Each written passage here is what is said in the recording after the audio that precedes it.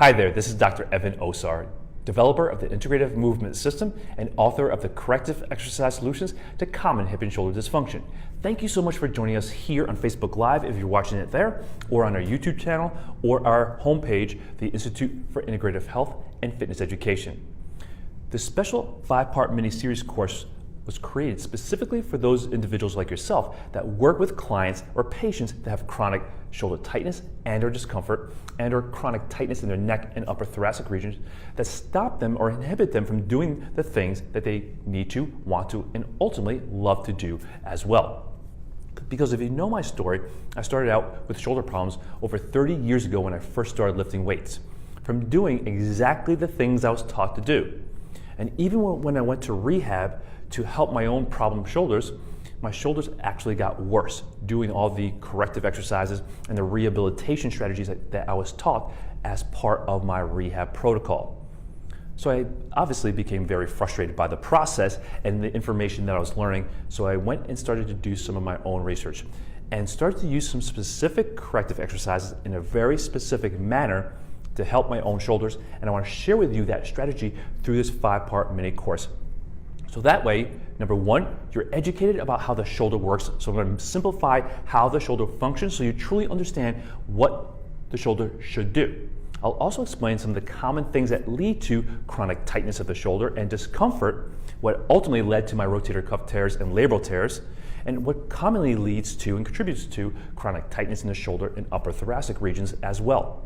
And then I'll share with you some simple and easy corrective exercise strategies that you can easily institute into your current programs that you're already using with success so that you can successfully help your clients achieve their health and fitness goals. So welcome, thanks for joining us, and I really appreciate you giving me the opportunity to share this information with you.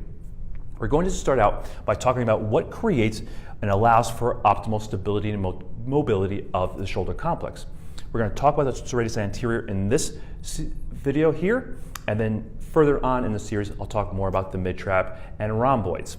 And then we'll also talk about scapular stability, how we use our corrective exercises to help develop and promote optimal scapular stability so that you can help your clients align and control the shoulder complex, which will improve shoulder function, decrease wear and tear and stress upon the neck and upper thoracic regions, and help your clients work towards accomplishing their health and fitness goals. So thanks again for joining us.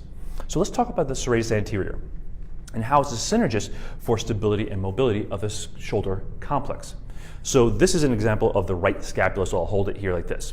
The Serratus Anterior comes off ribs number 1 through 9. And if you actually put your fingers like this on your rib cage, so this is my left hand going on the right side of my rib cage, the Serratus Anterior wraps up and around the rib cage to insert into the medial border of the scapula. So therefore, its function is it helps to pull the scapula up and into the posterior aspect of the rib cage and stabilize the scapula in upward rotation and posterior tilt, which is this position here, as opposed to downward rotation, which is this position here, and anterior tilt, which is essentially the position of the forward shoulder, this position here. So we want to teach our clients and help our clients align and control an upward rotation and posterior tilt, which is here, versus that downward rotation and anterior tilted position, which is the forward shoulder position. The Serratus Anterior is one of the key synergist muscles that contributes to that position and that control. The other muscles being upper trapezius and lower trapezius.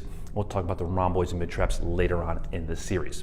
So what we want to do is help our clients develop more optimal alignment and control using their Serratus Anterior. And this is really one of the first steps I took to helping my own shoulders, is improving function of the Serratus Anterior as a synergist. So it wasn't just isolating the Serratus Anterior, it was teaching me myself to use the Serratus Anterior to better align and control that scapula in the right position, and then ultimately move my shoulder while using the Serratus Anterior and the synergist around the shoulder to control that position.